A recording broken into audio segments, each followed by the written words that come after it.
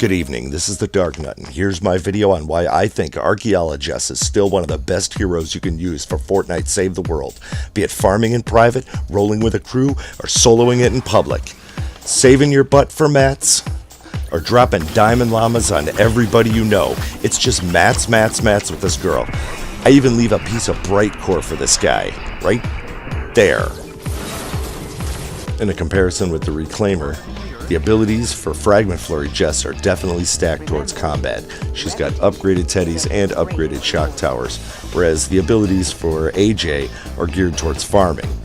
By the numbers, AJ's teddy is 20% weaker, her anti-material punch, her healing mod, and her ability damage are both 15% weaker than Fragment Flurry Jess's.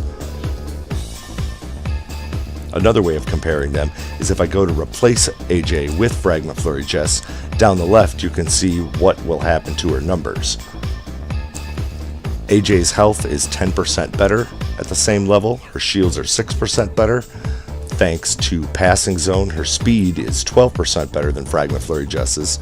She has double the double loot percentage, and deep in the zone, her pickaxe damage stacks on top of it.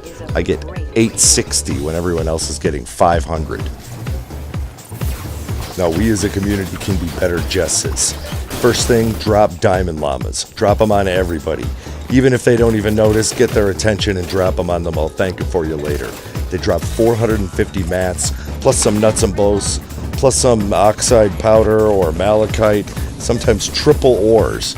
They get all the stuff, you get the leftovers, and everybody's happy. If somebody's building the fort, dump a diamond llama on them. There's another 450 mats for them. That's just a nice little thank you. They'll be more than happy to put some traps out. Just bolt. Now, you can also help Jess out a lot. When you're somebody else, please mark the fragment for us. Especially mark the llama fragments. I'll definitely come and drop them on somebody if I see that somebody's marked it on the map.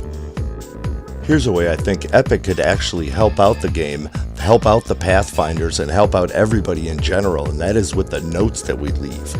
In my opinion, danger, base, build here, safe place, target, I've never put them down anywhere. And I mean, with Party Zone, I really don't need Rally Point either. As far as I'm concerned, we could replace these with a build, trap, higher, lower, clear, and that still leaves us one more space. Let me know your thoughts on what we could put there.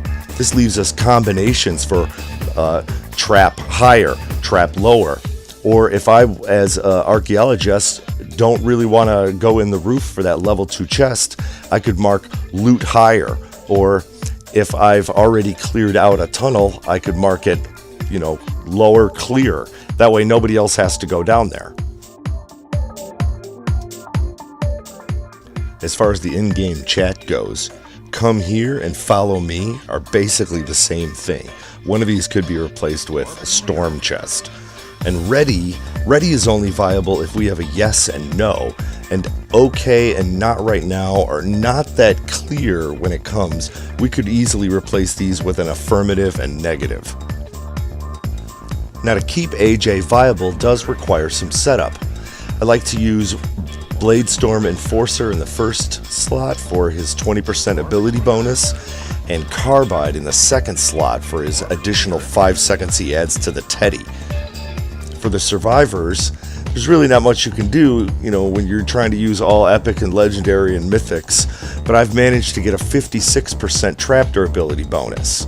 So even my 58 campfires that I craft here, those are still viable, especially in combat. I also like some healing pads, so I take the ones that I find out in the world and recycle them and craft some more of my own.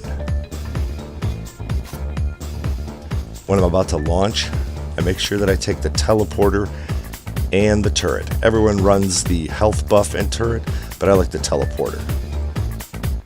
So now that all the prep is done and you've spawned into the game, how are you going to get to all the stuff as fast as possible?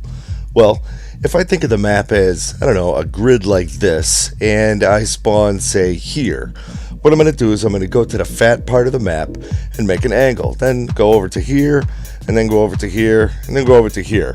What I'm looking for is picking up any blue glow along the way and trying to find the objective if it already isn't marked on the map. As well, my secondary tasks are finding the storm chest, as maybe the mimic or the super stash, as well as any other high tier loot with my keener eyes. If you do come across a basement and get the chance to loot it, wall it off and mark it up so that nobody else has to waste any time.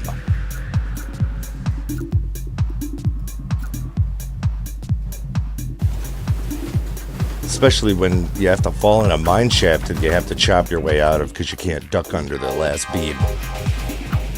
This goes along with the epic notes that I spoke about earlier. When you're running around the map, grab the anomalies. They pay pretty well, and you get a nice chunk of blue glow. If you don't need it for the mission, you can always dump it in the buffs. That really helps out for the fight. One thing you need to focus on is definitely grab all the fragments you see. If somebody calls you to the storm chest, chuck a diamond llama on it.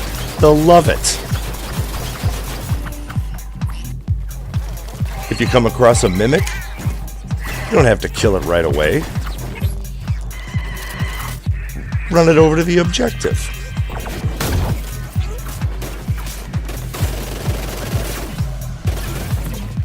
Makes that loot everyone. Look at how happy they are. Every time I pass the objective, if nobody's built yet, I drop a couple of patrol wards on it just to let everyone know that at least somebody is there and thinking about the objective. If they do start building, at least nobody will spawn on them. Then I get on the mic and I ask if anybody needs something. Crafted this guy 3 pain trains, he gives me the mats for it, and he's trying to give me an extra 40 obsidian. One other time, I got on the mic and this guy asked me just to trap it out. And even in higher tier levels, because my tech is so high, I can use the found traps. Here's another thing. When you're farming with Jess, you're going to come across a lot of porta-forts. You can use the porta-fort as a mobility item. Just throw it where you need to make a jump. Open up an extra door, and then if you edit out all the corners, it makes an easy shooting platform. All you got to do is clear everything out.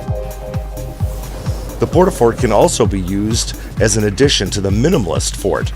So here's me setting up the minimalist fort and the extensions. Now I've upgraded everything. I'm going to show you just what traps we need to use for it. I like the gas traps, floor freeze traps, 4 floor launchers, and 4 wall dynamos. I always have a bunch of floor spikes and a couple of defender posts. So after I chuck the porta-fort right after the balloon goes down, all you gotta do is put the 2 floor launchers that are left. And then go around and upgrade everything. It makes for kind of immediate aerial defense. I do have a sniper and a bruiser defender out here taking care of stuff because I was doing this in a solo match. So then all I do is go around and upgrade the base of it. And it saves me, I don't know, 20 mats, I think it is. If you'd like some aerial defense, you can chop in the side and put a little bit wood on the top. The tires will disappear. The balloon takes the tires out. Now, when I was talking about the teleporter, this is the fun part. Shoot, reload, shoot, reload. Shoot, punch, reload.